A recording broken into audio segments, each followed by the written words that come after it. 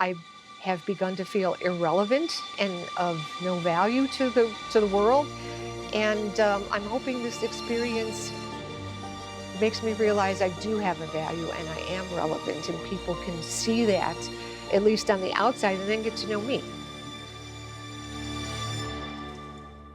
Women around the world understand that aging can be difficult, and often how they've aged does not reflect who they really are. My name is Annette, and I'm in from Phoenix, Arizona. I was born in Australia in 1956, November.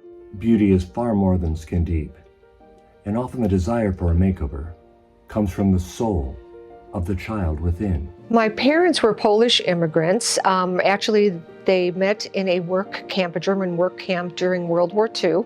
And when the war ended, they got married shortly thereafter and given an opportunity to immigrate to either Canada, the US, or Australia.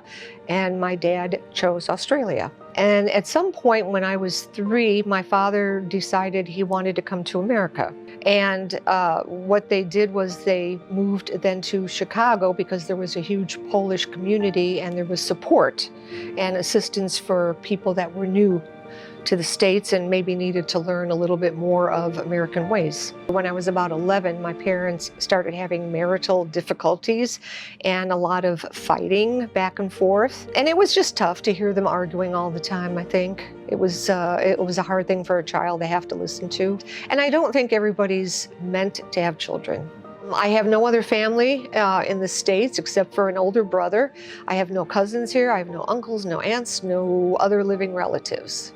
So I think that combined with not having children probably gives me a feeling of loneliness at times. I do have a lot of time on my hands, and maybe too much because I kind of get into my own head, and I have begun to feel irrelevant and of no value to the world.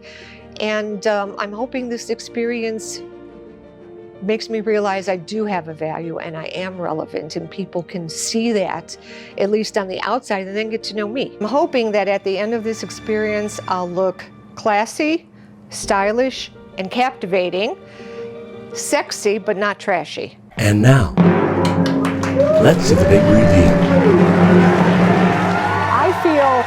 I feel wonderful, first of all, but I feel classy.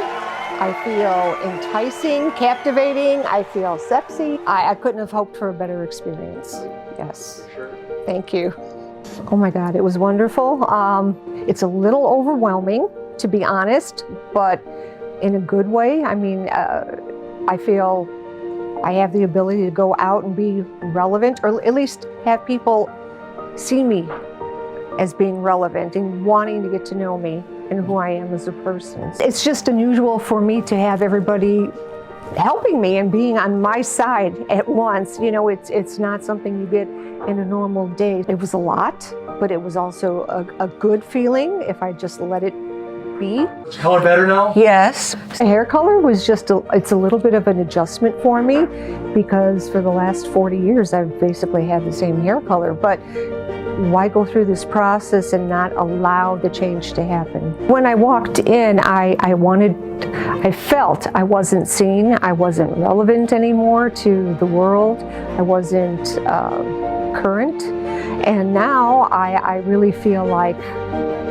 I am, you know, I'm somebody that's interesting, I'm somebody that people would want to get to know better, and that I have value, that, you know, hey, here I am. Oh my gosh, look how hot you look.